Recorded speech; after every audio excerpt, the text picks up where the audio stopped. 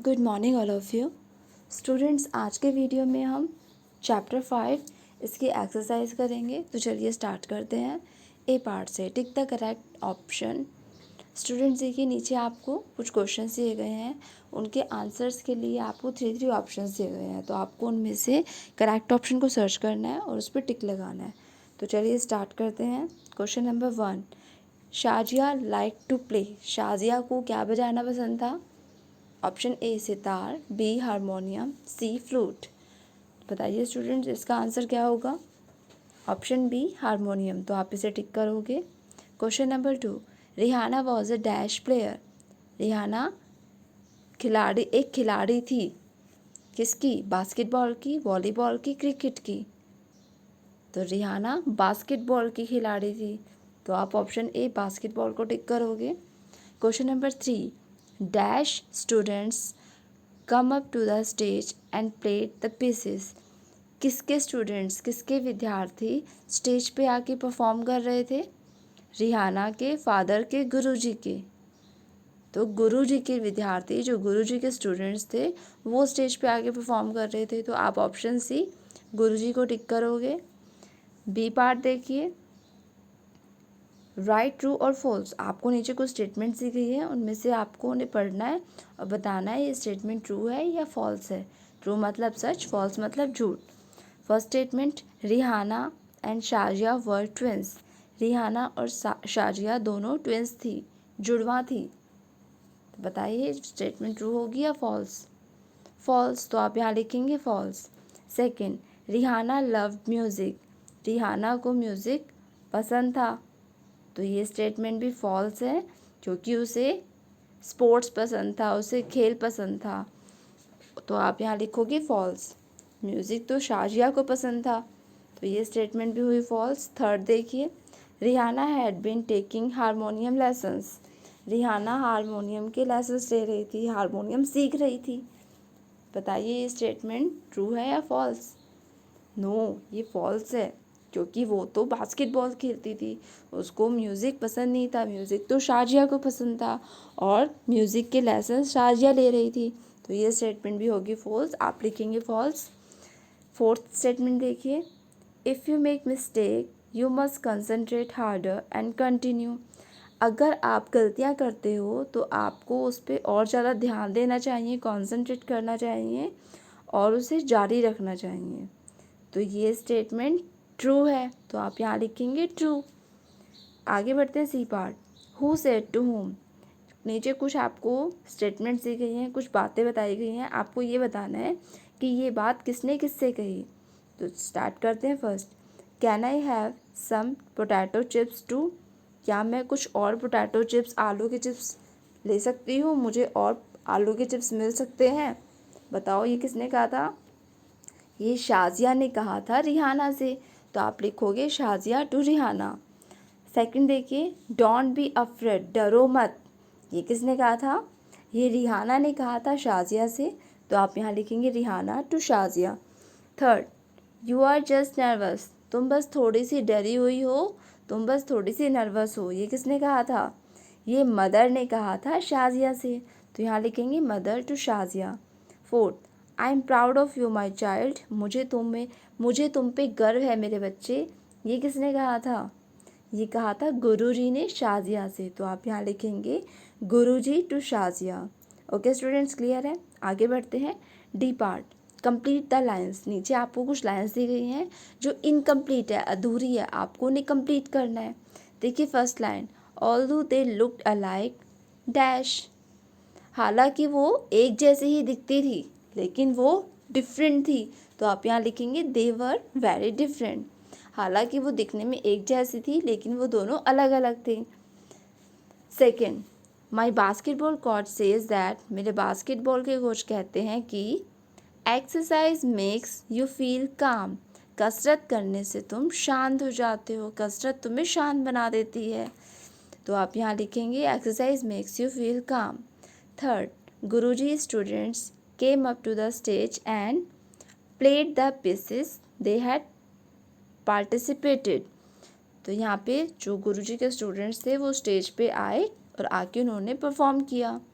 Fourth, when the music ended, जब music ख़त्म हुआ, people stood up and clapped loudly, सभी लोग खड़े हो गए और उन्होंने ज़ोर से ताली बजाई। तो इस तरीके से आपको इन सेंटेंसेस को अपने जो चैप्टर पढ़ा है उसकी हेल्प से कंप्लीट करना है। ओके, आगे बढ़ते हैं E part. Answer the following questions. Question answers हैं, ये कुछ क्वेश्चंस हैं, आपको उन्हें रीड करना है और उनके आंसर्स बताने हैं। Question number 1, give 2 differences between Shazia and Rihana. Shazia और रिहाना में 2 अंतर बताओ। Answer is Shazia loved music but Rihana loved sport. Shazia को म्यूज़िक पसंद था लेकिन रिहाना को स्पोर्ट्स पसंद था, खेल पसंद था। Question number 2, how does Shazia learn to play harmonium. Shazia ने हारमोनियम बजाना कैसे सीखा। आंसर होगा Shazia had been taking harmonium lessons for about 2 years। Shazia 2 साल से हारमोनियम के लेसन्स ले रही थी, 2 साल से हारमोनियम सीख रही थी, तो इस प्रकार उसने हारमोनियम बजाना सीखा।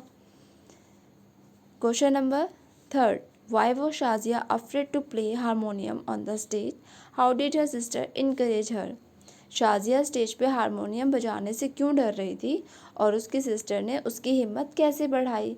तो स्टूडेंट देखिए इसका आंसर क्या होगा कि शाजिया नर्वस हो गई थी, डर गई थी, क्योंकि उसने पहले कभी स्टेज पे परफॉर्म नहीं किया था, उसे डर लग रहा था।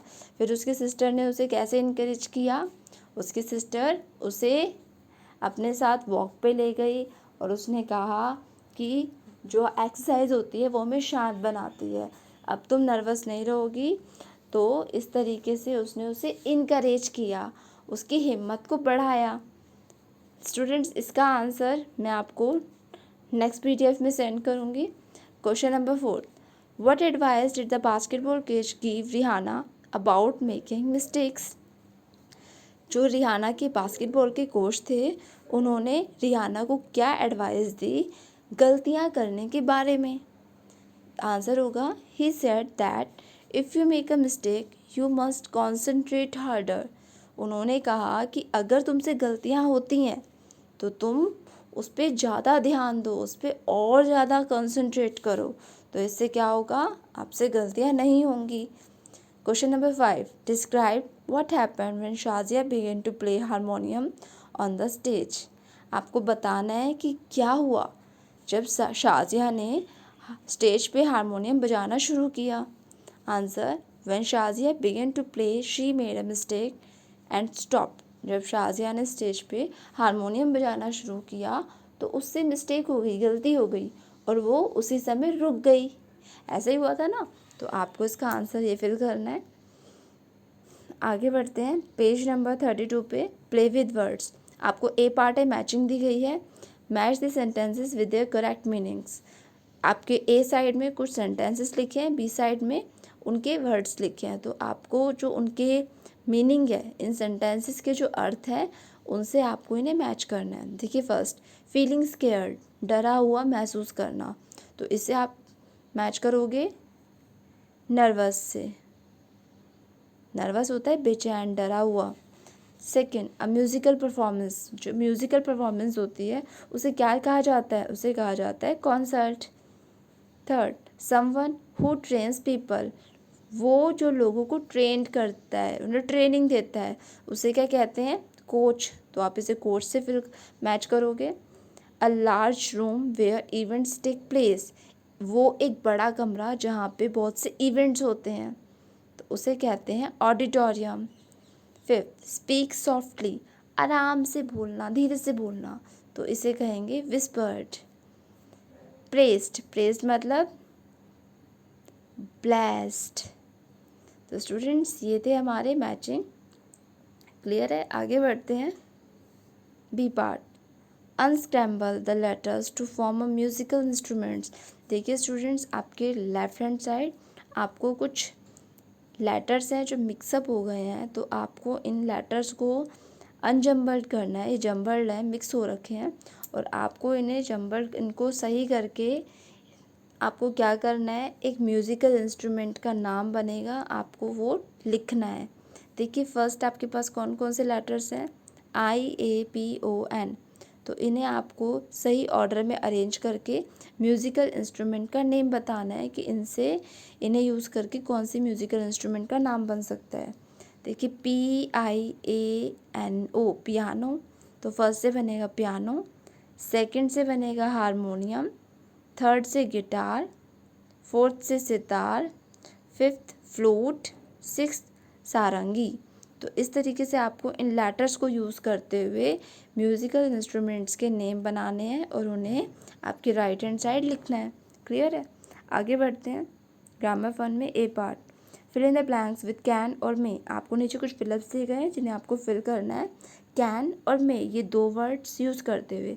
सबसे पहले हम जान लेते हैं कैन और मे ये दोनों यूज़ कहाँ होते हैं।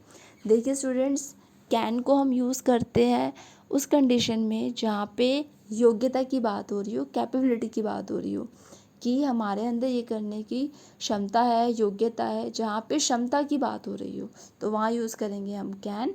और मे यूज़ होता है जहाँ पे हमें परमिशन लेनी हो, मतलब आज्ञा लेनी हो, तो वहाँ पे यूज़ होता है मे। वैसे हिंदी में इन दोनों वर्ड्स के मीनिंग सेम होते हैं, हो सकता है, लेकिन इंग्लिश में इनके मीनिंग डिफरेंट है। मे को हम यूज़ करते हैं वहाँ जहाँ हमें परमिशन लेनी हो, पूछना हो, आज्ञा लेनी हो। और कैन यूज़ होता है जहाँ पे हम क्षमता की बात कर रहे हो, योग्यता की बात कर रहे हो, वहाँ यूज़ होता है कैन। तो देखिए फर्स्ट हम पढ़ते हैं dash the plant stand erect without sunlight. क्या पौधे बिना सूरज की रोशनी के खड़े रह सकते हैं? तो यहाँ पे देखिए स्टूडेंट्स, योग्यता, क्षमता की बात हो रही है, क्या वो रह सकते हैं? तो हम यहाँ यूज़ करेंगे can. Second, dash I take some rice, क्या मैं थोड़े और राइस ले सकती हूँ? तो यहाँ परमिशन मांगी जा रही है, पूछा जा रहा है, आज्ञा ली जा रही है, तो यहाँ फिल करेंगे मे। थर्ड, डैश आई बोरे हुए पेंसिल, क्या मैं तुम्हारी पेंसिल उधार ले सकती हूँ? तो यहाँ भी परमिशन ली जा रही है, तो यहाँ भी आप फिल करेंगे may. Fourth, she dash stay there for 3 or 4 days, वो यहाँ पे 3 या 4 दिन से रह रही है, तो यहाँ पे क्या फिल होगा, मे या कैन? यहाँ पे योग्यता की बात नहीं हो रही तो यहाँ मे फिल करोगे आप।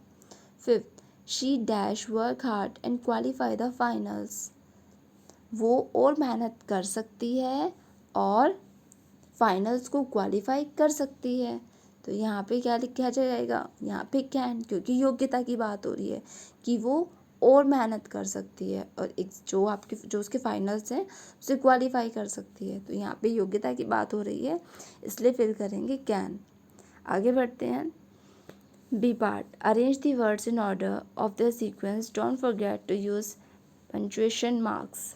देखिए स्टूडेंट्स, नीचे आपको कुछ वर्ड्स दिए गए हैं जो सीक्वेंस में नहीं है, सही क्रम में नहीं है, तो आपको उन्हें सही क्रम में व्यवस्थित करते हुए क्या करना है, सही सेंटेंस बनाना है। देखिए first, was, one, Riyana, best, ये 4 वर्ड्स हैं, आपको इन्हें प्रॉपर सीक्वेंस में अरेंज करना है, क्रम में लिखना है और एक सेंटेंस बनाना है, एक मीनिंगफुल वाक्य बनाना है।